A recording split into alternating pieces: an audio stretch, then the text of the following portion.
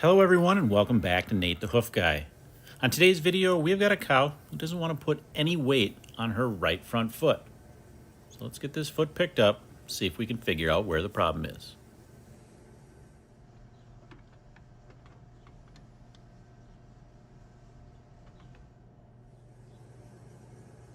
Now the first thing I notice when I pick this foot up is this swollen inside claw. That is going to be where the source of the problem is. Now the first thing you probably noticed when I picked that foot up was all of that straw and debris packed into the bottom of it. That is actually from the pen behind me. We put this straw and sawdust down in some other places just to dry the feet out, make sure it's a nice dry environment so the cows don't slip coming into the chute, and that's why it's on the feet. But we're going to get that cleaned off now so you can get a better look exactly where this problem lies.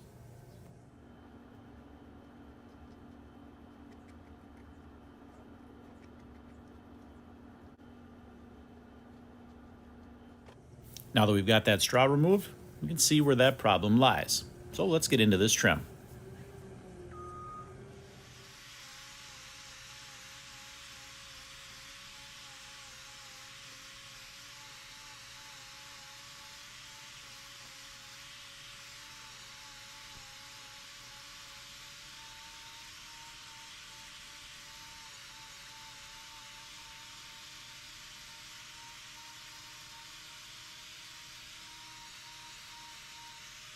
So I've been asked to explain where the white line in the claw is a little bit clear. So I'm going to do that now with the Sharpie. It's this gray line, actually, that extends all the way along the toe and then up that inside wall as well. Now this defect right here, notice where it is right now. I'm going to put a mark on the sole showing where the top of that defective mark is in the sole right now. That is actually not where the lesion is. The lesion is going to be much higher than that. But this is going to help us explain how these form. They form from the inside, and it's going to be obvious once we get to work on this. Now, when a cow doesn't want to put weight on a foot, it's usually because there's pressure built up inside that claw. And that's what you're going to see right now.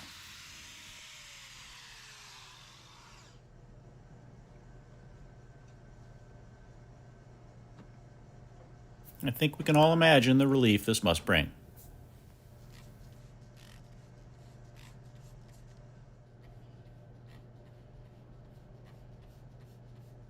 Now we need to find the source. But pay attention to that mark that I drew on the sole of that claw. That was marking the top edge of that imperfection in the sole.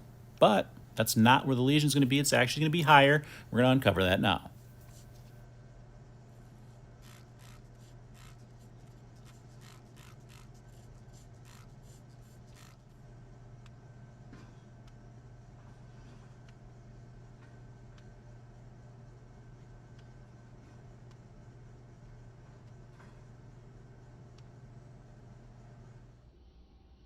Notice the relationship of those two marks now, and we're not done yet.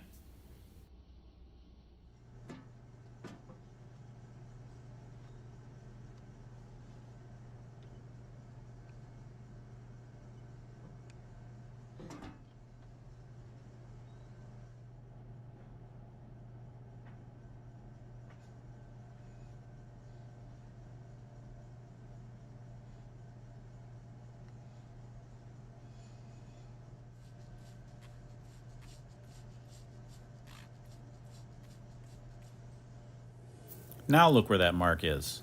And that's where we're first encountering corium disturbance. Now what's the significance of this whole thing that I'm trying to point out here?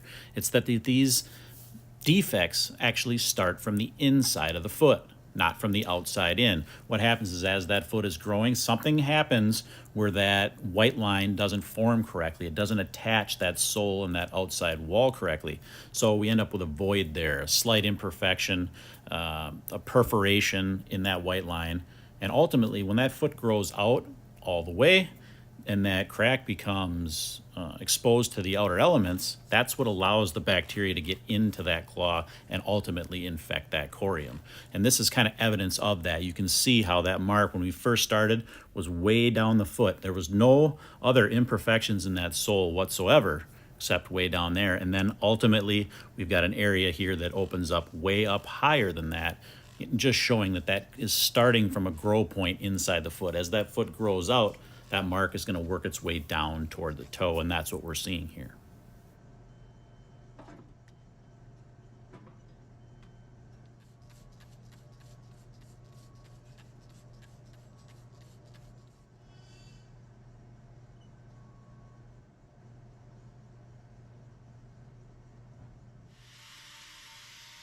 Now, if this is your first experience with a hoof trimming video, what I'm going to do now is I'm going to clean up this other claw. I'm going to glue a rubber block to that claw.